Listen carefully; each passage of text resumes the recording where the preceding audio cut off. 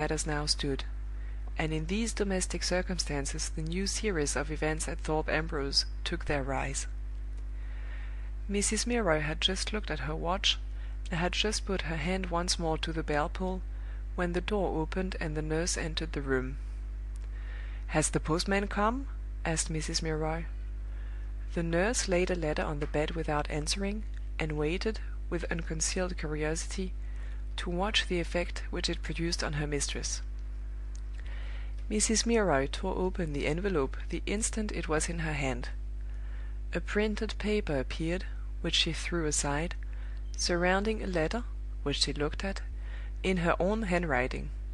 She snatched up the printed paper.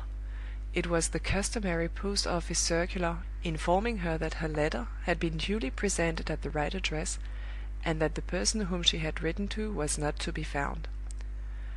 "Something wrong?" asked the nurse, detecting a change in her mistress's face. The question passed unheeded. Mrs. Milroy's writing desk was on the table at the bedside. She took from it the letter which the major's mother had written to her son, and turned to the page containing the name and address of Miss Gwilt's reference. "Mrs. Mandeville, 18 Kingstown Crescent, Bayswater," she read eagerly to herself, and then looked at the address on her own returned letter. No error had been committed.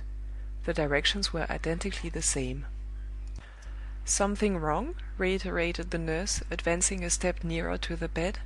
"Thank God, yes!" cried Mrs. Milroy, with a sudden outburst of exultation. She tossed the post-office circular to the nurse, and beat her bony hands on the bedclothes in an ecstasy of anticipated triumph. "Miss Gwilt's an impostor!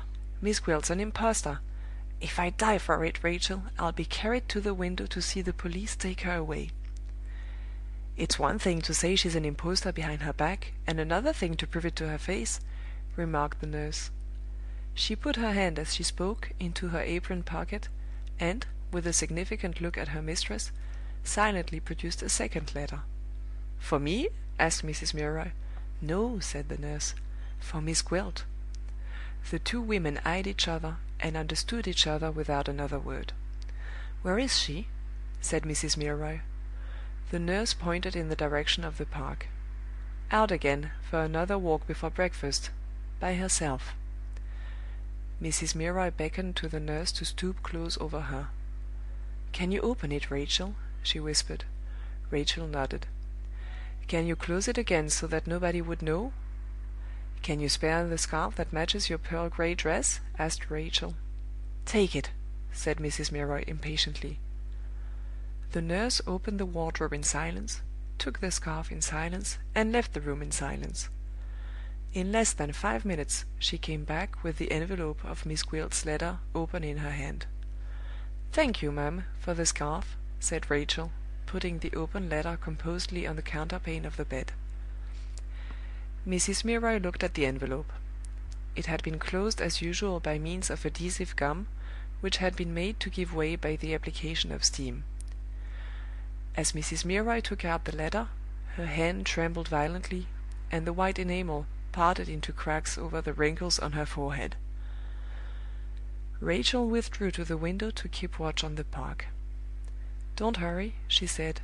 "No signs of her yet." Mrs. Milroy still paused, keeping the all-important morsel of paper folded in her hand. She could have taken Miss Gwilt's life, but she hesitated at reading Miss Gwilt's letter. "Are you troubled with scruples?"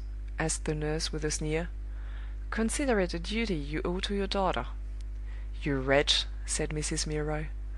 With that expression of opinion, she opened the letter. It was evidently written in great haste, was undated, and was signed in initials only. Thus it ran: "Diana Street.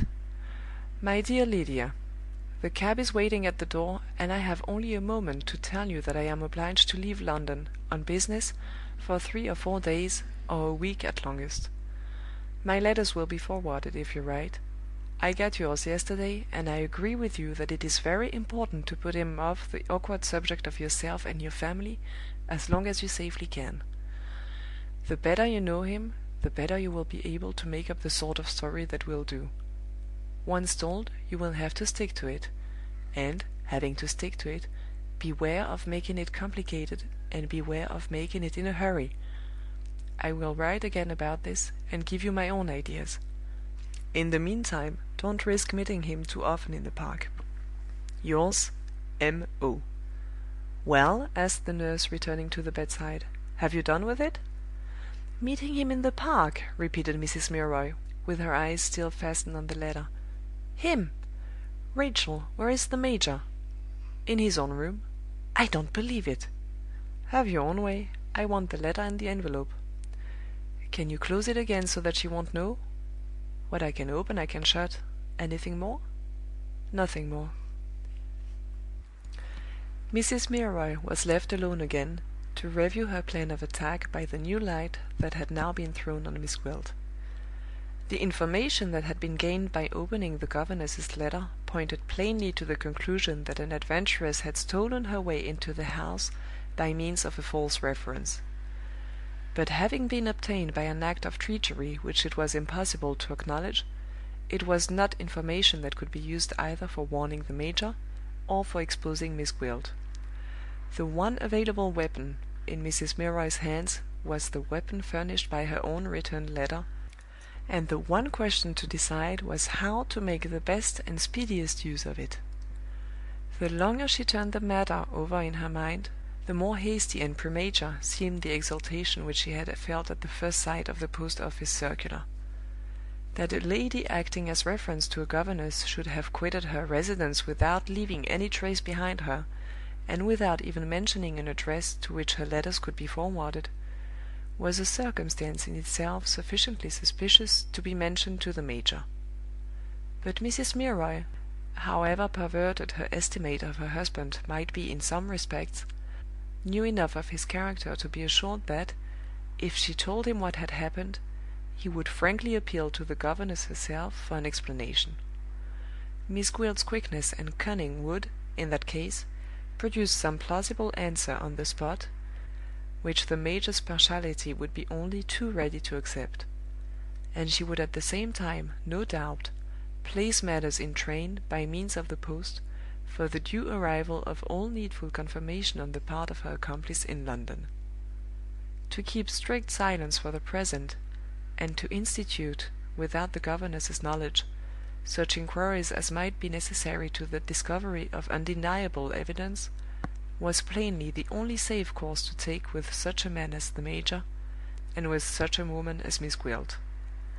Helpless herself, to whom could Mrs. Milroy commit the difficult and dangerous task of investigation?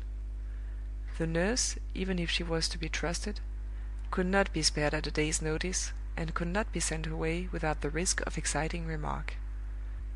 Was there any other competent and reliable person to employ, either at Thorpe Ambrose or in London?